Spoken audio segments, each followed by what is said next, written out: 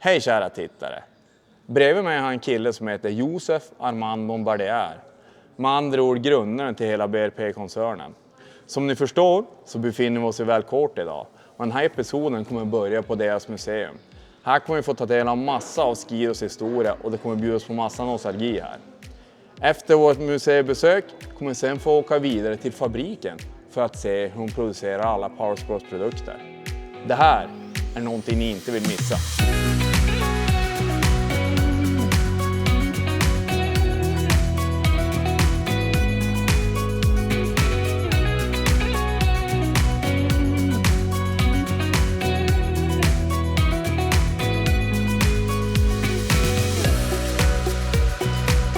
Nu befinner vi oss faktiskt i Josef Armands originella garage från 1926. Så det var alltså här han producerade sina första maskiner. Och då såg de kanske inte riktigt ut som skotrar, men det var här allting började. Nu ska vi få se lite grann av historien här på den här skärmen.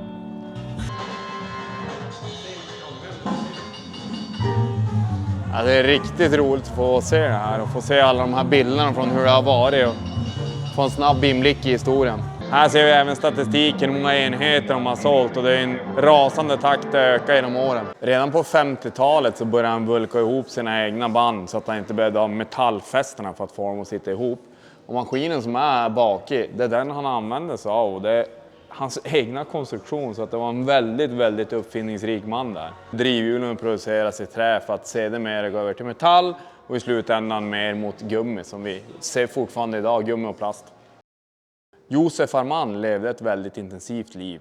Han blev bara 56 år gammal, men på sina år så har han faktiskt hinner få fram hela 43 patent. Och en del av de patenten ser vi i montern här nedanför oss. Bakom mig så finner vi en vägg med en tidslinje på de produkter han skapade under sitt aktiva liv. Det är ganska många som ni ser och det började med något som mer liknade en bil för att avslutningsvis var grunden till Skido och dagens maskiner. Och på svenska så kallas den här för smörlådan. Efter den här så går evolutionen väldigt fort och i mitten av 60-talet så släppte man Skido Olympiken. Den här vet jag fortfarande finns kvar i många av era stugor där ute och förmodligen så är det väldigt många som har kört just Olympiken som första maskin. Skido TNT, den förändrade racingen och det här var en riktigt cool maskin när den kom. Om vi går vidare så kommer vi till en era på 90-talet som jag fortfarande är väldigt förtjust i. De har släppt en Max-Z, en trippel med skön sång, en riktig lake racer. Sen hoppar vi vidare till 2003, de har släppt det första Revven och det här är fortfarande grunden till den körställning vi hittar på skotrarna idag. Och sist men inte minst på den här rundturen så har vi Skido XM, den här är tredje generationen. Idag är vi på Gen 5, så det är alltså 5 generationer utav Rev som vi har med oss här. Bakom mig så är prototypen till Spidern. Den här började man utveckla redan i mitten av 90-talet och man höll på med utvecklingen och prototyperna i 10 år innan man var nog nöjd och släppte dem. Till vänster om oss så har vi en som är nästan helt färdig för produktion. Så att det har dröjt en lång tid, men det har varit en väldigt spännande produkt. Det här är ganska fränt och det här är miljonte maskinen som produceras här på fabriken i Valcourt. 20 år senare så har vi Summiten från 1993. Och det är den andra miljonen den producerade skoten som är gjort här i Valcourt. Och nu ska den följa med vidare.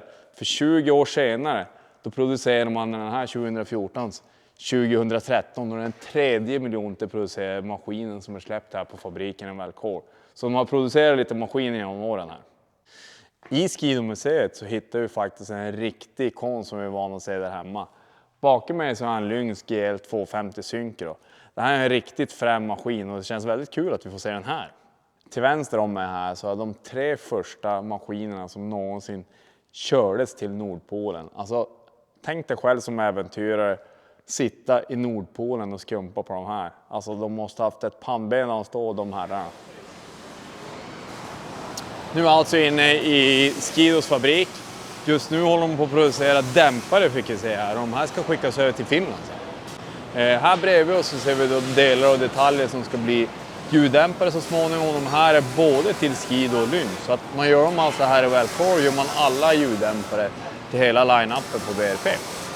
Nu har vi just fått förklarat hur processen ser ut kring avgassystemet på Spidern. Så här bredvid oss så har de rör som de böjer, formar och anpassar. För att Där är det inte som på en skoter att det är kortare system, utan på Spydern blir betydligt längre delar, så att då jobbar man på ett annat sätt. Men väldigt intressant att få det förklarat för dig. De har en stor pressmaskin som rullar in ark med metall, och sen så har de den här maskinen som både klipper och pressar och bockar för ljuddämparna här på plats. Nu har vi fått visat för oss 3 stycken olika ramar.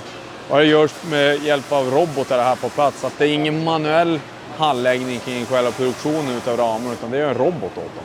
Och ser vi hur de ångmålade delarna riggas upp på en lina och sen så skickas den till måleriet. Och sen när den kommer tillbaka så är de svart och färdig och börjar montera sen.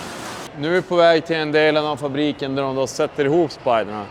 Så här ser man lite mer färdiga produkter och hur slutresultatet kommer att bli. Nu står jag alldeles bredvid robotarna här som kommer att göra alla 20-25 års skidos här. Det är lite hemligheter kring det så vi får inte filma, men det är väldigt intressant ändå att få vara här och se hur allting börjar. Eftersom vi är mer in mot sommaren nu så gör de ju mer Spyders. Hade vi varit här senare framåt hösten så hade det varit full produktion av skotrar här. Men det är superintressant.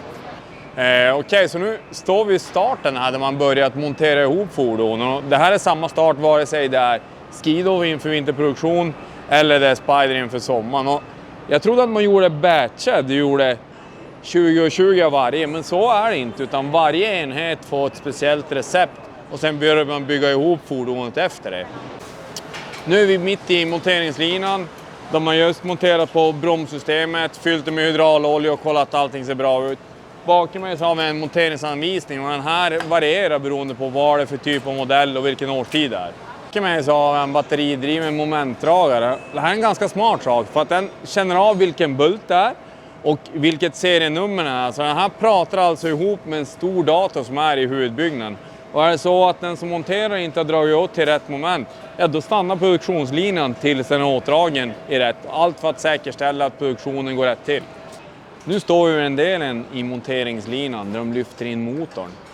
Man kan ju tänka sig att det här ska vara ganska bökigt för hur tajta chassin de håller på med och tajta modeller de håller på med. Men det ser väldigt smidigt ut och de anpassar det väldigt bra i produktionen och monteringen. Nu har vi kommit till en delen där bakre svingen ska monteras på chassit. Det ser jäkligt läcker ut, de här breda aggressiva däcken. Och svingarmen kan vara svart, den kan vara röd. Det är olika färger beroende på vad det är för modell av Spyder de monterar ihop. Nu har vi kommit till den delen där de monterar på framvagnarna på Spyder. Och grejen är den, hade det varit inför vintersäsongen, då hade de monterat på framvagnar inför skotrar här. Så att cykeln och kedjan ser ut likadan. Det är bara beroende på vilken säsong det är de har monterat. Trots att de har en väldigt noggrann montering så har de ändå vissa stationer där man har inspektion för att se att allting går rätt tillväga. Sen finns det en liten lucka där man kan justera om någonting har blivit lite fel. Så att säkerheten och produktionen är i full fokus här. De har olika stationer som jag var inne på tidigare för att säkra kvaliteten. Och är det så att någon av fordonen har några frågetecken så matar man in i systemet under produktionslinan. Och sen på den här stationen så kollar man av vad det är och åtgärder. Nu börjar vi närma oss sluttampen här i produktionslinan och monteringslinan. Så att på den här stationen så har vi fått på en del plast och vi har fått på lysen också. Så att här ställer de in och justerar in lyserna så att de ska hålla kvaliteten och ha den ljusbilden som de lovar. Här bakom mig så har jag en typ av besiktningsstation där de kollar att bromsarna funkar, att det inte är något luft i systemet eller så, att de verkligen nyper som de ska. Så här ser det nu ut innan sista locket kommer på. Tack för att ni följt med på den här delen av episoden. Nu ska vi vidare till huvudkontoret och Dominic. Han är produktansvarig på Can-Am gällande trehjuliga och tvåhjuliga fordon. Nu befinner vi oss inne på huvudkontoret här och ska få höra lite mer om Spydern och Ryker. And with me I have Dominic Guvain, that is global product manager of the on-road products. So Dominic, it's good to have you here. It's good to be with you and to hear more about the Spyder and the Ryker. Can you tell our audience a little bit about you and your role in the company? Yeah, well, nice to meet you as well. Yeah. Like that title a little bit says, Global Product Strategy Manager. My job at BRP is to ensure a cohesive strategy for the upcoming years, the products we would like to launch for our consumers and make sure they're competitive with other products in the market and to make sure they answer what the consumer needs and wants in that market at a reasonable price that they're willing to pay. Okay, so you have to be like a little bit of a wizard to know what's upcoming and what the customer wants in the future. A little bit of wizardry, I guess, but Yeah. really a lot of it has to do with trying to analyze the trends before they come along and spending a lot of time with consumers trying to figure out, hey, what is it that you like? What is it that you put value in? And how can we make sure that we include that in our products going forward? And you can see trends coming from a long time usually. So, for example, if technology is continuously advancing, Apple CarPlay becomes a big trend, but usually these new technologies appear on high-end products, let's say in automotive, and then slowly make their way to more entry-level products, and it becomes a more mass market as the years go forward. But you see it coming, usually start in the premium market with advanced technologies, and then that really integrated into the mass market. So automotive is a great way to try to see what's coming up, or there's definitely a lot of development happening also within BRP to try to be at the forefront of these technologies. Okay. For those who don't know, you on the freewheel you got the Ryker and the Yes. Spider. Can you just tell us in short terms what the difference between those two vehicles? Yeah, so the Ryker is perfect for any new entrant really entering the sport, really trying to get a feel for the product. It's easy to use. So it's a CVT transmission, so no need to shift through gears. For anybody getting on for the first time, it's a twist and go throttle. Yeah. That's a lot of fun. It's also lower to the ground, so lower center of gravity, which is very reassuring for a lot of consumers. And it's got a drive shaft, so low maintenance as well. With two power options. We either got a 600 ACE engine or a 900 three-cylinder ACE. So two power options depending on your comfort level with the power output.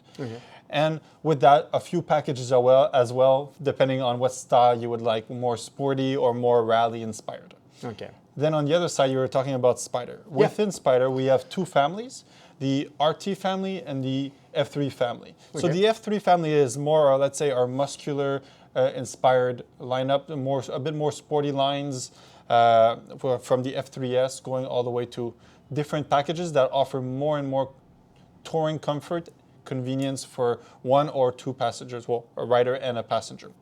On the RT side, it's really meant more for a touring vehicle. Long range. Long range. Yeah. We got a windshield that's adjustable by the click of a button going up and down. We have the new 10.25-inch display with Apple CarPlay, so you can get your Apple Maps, your Google Maps, your Waze into the gauge, so you know where you're going at all times. And plenty of storage. We have a bin in the front, the sides, and the top case where you can put really all you need for a long-term, or let's say a weekend getaway.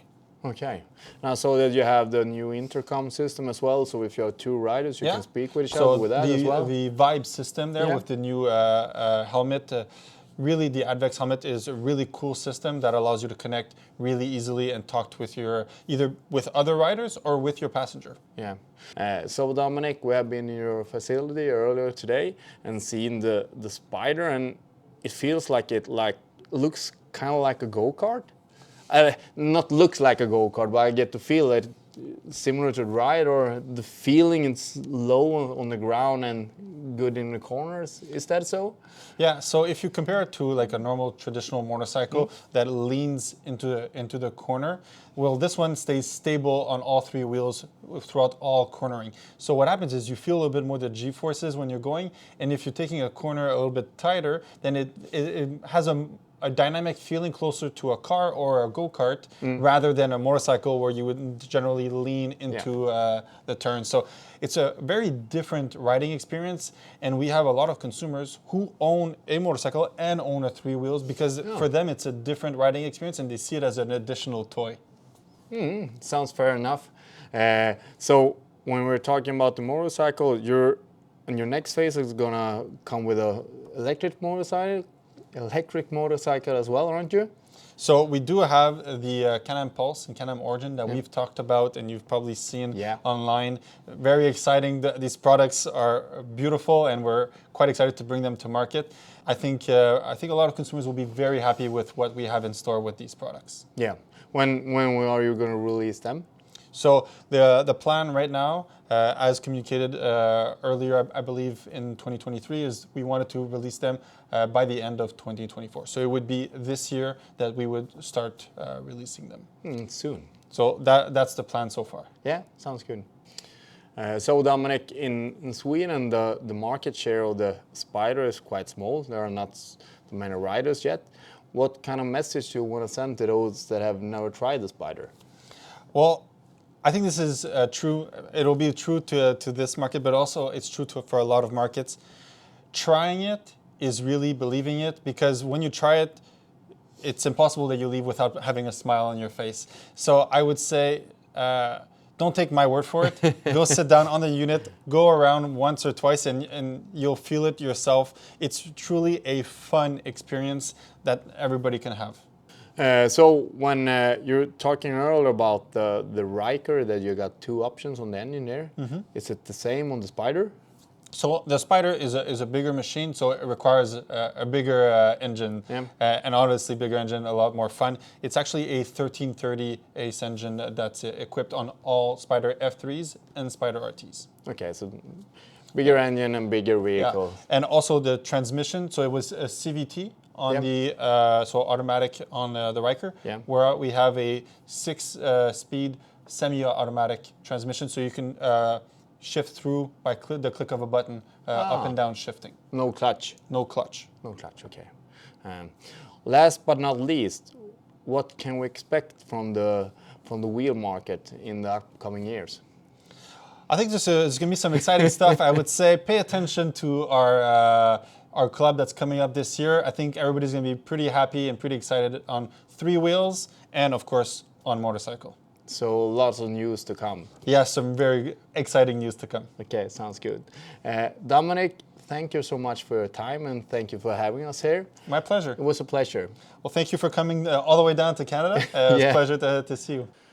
Nu börjar våran dag lida mot sitt slut här för oss i Välkort. Vi har varit på BRPs museum där vi fått sett massa av historien och hur resan till skoterproduktionen har gått till.